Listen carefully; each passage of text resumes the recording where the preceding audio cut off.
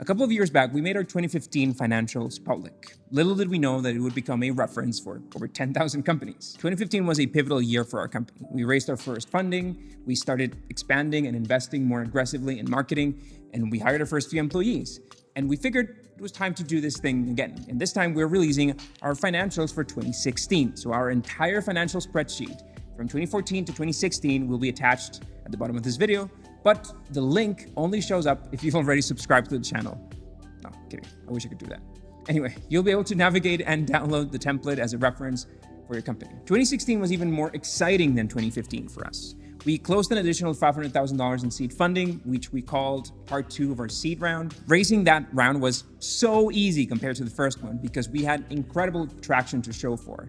We were growing 20% month over month. We made our first content marketing bets, and look where they have gotten us. And therefore, we had proven that additional capital would equal more scale for us. We demonstrated that we could manage the money and the operation successfully, and that in theory, more fuel into the fire would mean scale. I want to believe looking at those financials will serve 3 primary purposes for you entrepreneurs watching. First, to learn how to keep track of your historical performance and project future performance with the financial model. Second, to understand how financials operate for a tech startup of our size back then.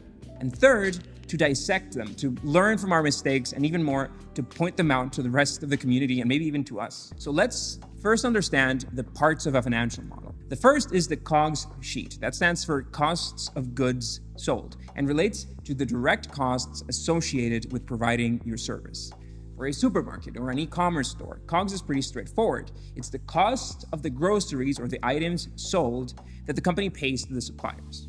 As a software company, I like to use the COGS sheet for server costs and other essential tools that the platform needs to be functional. In our case, that meant Intercom for onboarding and Amazon Web Services. Those are all part of COGS. Next up is SG&A. That's sales, general, and administrative expenses. So pretty much every expense that does not classify as COGS goes into the SG&A sheet.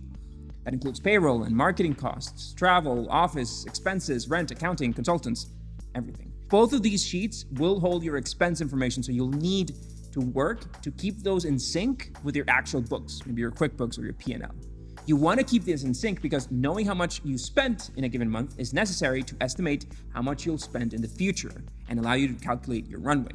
Back in 2016, when our books were simpler, our office manager had the monthly task to sync the financial model expenses with the actual expenses from the accountants, from the P&L. As our company grew, this just became unsustainable. So we designed a system where we upload a ledger from QuickBooks and have the data be updated on our model automatically. I can cover how that's done in a future article if you're interested. Anyway, of course, we have the revenue sheet where not only we log revenue, but also KPIs. Same as before, historical data is exported and pulled into the model. In our case, we use churn module, so we just pasted the churn module exports and then projected future performance based on that. We then started creating our own KPIs for this, but I'll get to that in a second. Then we have the working capital and CAPEX. This is a sheet meant for assets owned by the company. If the company buys a car, that car is not really an expense, it's an asset.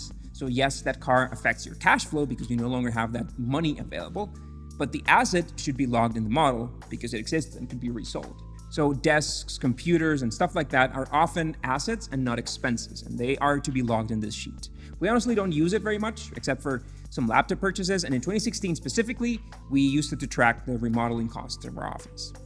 Now, going to the summary sheet, we have the financial statement month and the financial statement annual, which are the generalized financial statements for the company. I also created a custom summary spreadsheet, which had some of the most critical indicators from the other sheets that I had to keep track of. And so I could keep them on the same page and just look at them at a glimpse.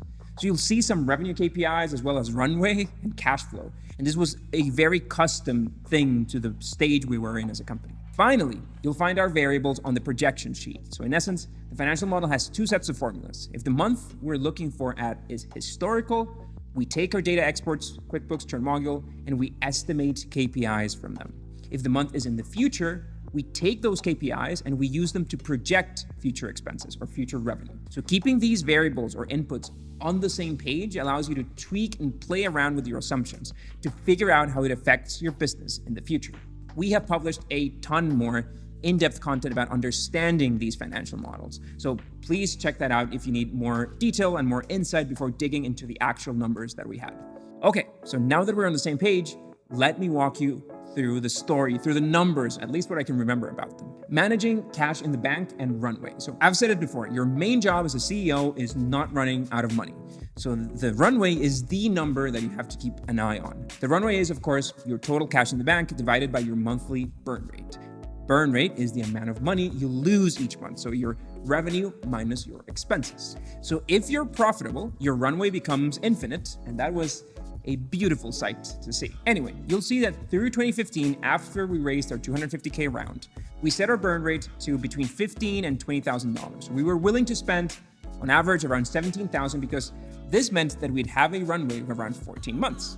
Now, of course, revenue was also growing. So in April 2015, we burned around $20,000, which was similar to November 2015. But the operation was twice as large. Our extra revenue was covering for that. In other words, as revenue grew, so did we grow our expenses. Of course, to keep accelerating growth and always keeping that $20,000 burn rate in check. Coming into 2016, our revenue started to catch up, which was great. And then the burn rate went down to around $10,000. We had less cash in the bank, so we had to be careful before we could secure additional funding. We had a profitable month in May 2016, which prompted an insane office party. And by then, we also had good traction with the next round of funding with the investors. So you'll see that the first checks started coming in June. This was a convertible note, by the way, so we could close different investors at different times. And some wires even came in early 2017, so you won't see them in this sheet.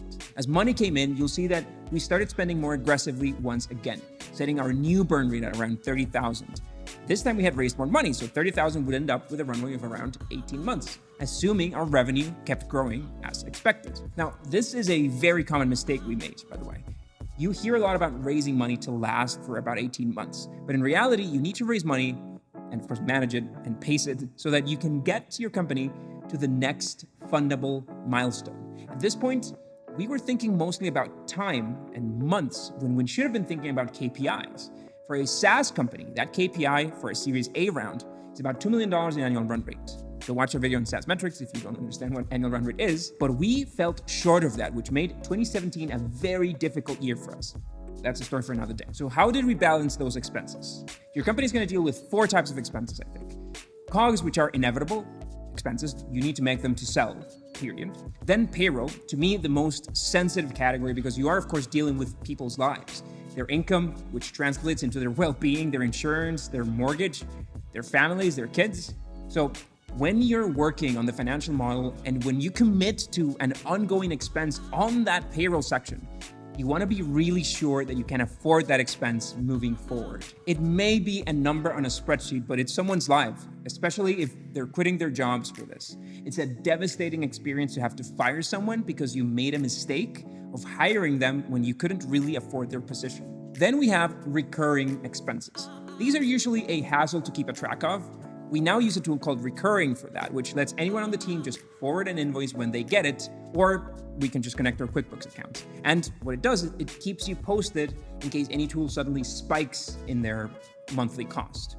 Recurring expenses are more or less predictable, so you can use an average of the previous months to estimate the future cost, or you can scale the expense along the size of your team. So as your team grows, you assume that your cost of that SaaS tool is going to be bigger.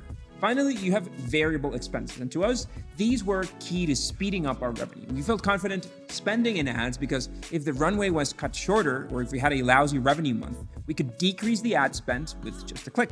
No problem. Now, on the other hand, if results were good and we collected more revenue than expected, we could deploy that capital in our ad spend pretty quickly, and that was great because it gave us immediate results. Even mid-month, if we saw things were moving as expected, we could tweak the budget to maximize it while remaining under our target burn rate.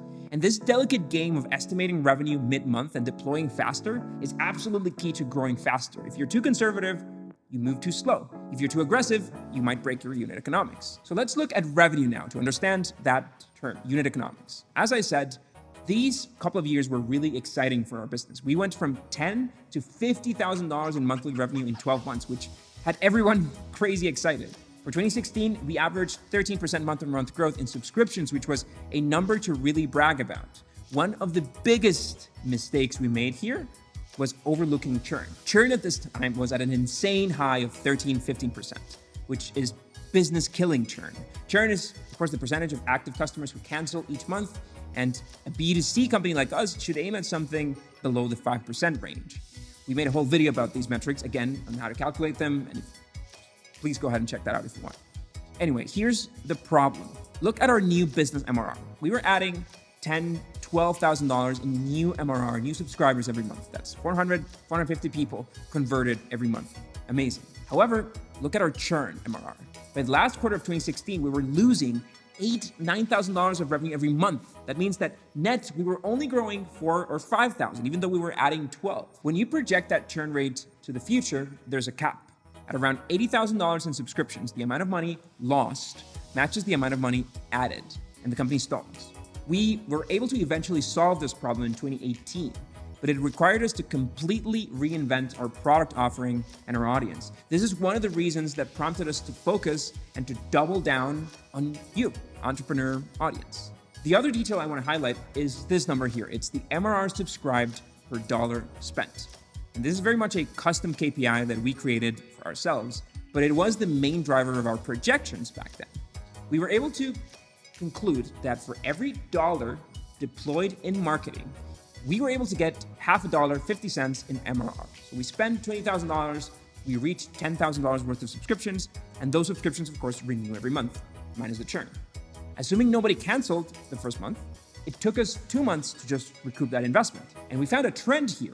You'll see that we were improving that number by about 2 cents every month. We got better at marketing. So what we did to estimate what would happen in the future was just assume that that trend would continue. And it would have been a lot simpler to use just the cost of acquisition number. But the cost of acquisition wasn't a great metric for us back then because we had a bunch of different plans. Some were $19, some were $49 a month. So this average number didn't really work. Another number you'll see mentioned a lot in SaaS is the LTV to CAC ratio. You'll see it over here. Even with our super high churn, we had become so good at acquiring customers that our LTV to CAC ratio was well above 4x compared to the 3x that's considered good for SaaS. Again, these acronyms sound complex. Go watch our video breaking them all down. This spreadsheet, as old or as complex as it may seem, has been the backbone of our company in many ways. In the very early stages, it let us keep track of our very little money and administer correctly. In this expansion phase, it allowed us to make more calculated risks, and it taught us what we needed to measure. I still spent maybe an hour a week on this spreadsheet, understanding, balancing, and projecting what could happen. Now, one last thing. We are seeing our name everywhere. This content, these stories, reach over 1 million people every month all over the world, and we are thrilled every time we hear that somebody who watched our videos or started a company or raised money. I won't lie, we do it for the marketing. We are very much a for-profit business. But if we can help you guys in the process, then it doesn't get any better than that. Now, if this is useful, you should help us out by feeding the algorithm and commenting or sharing. And once again, the link to the document is available in the description so you can download it and study it. I sincerely hope this reference is useful to you guys. Let us know in the comments what you think, and we'll see you next week.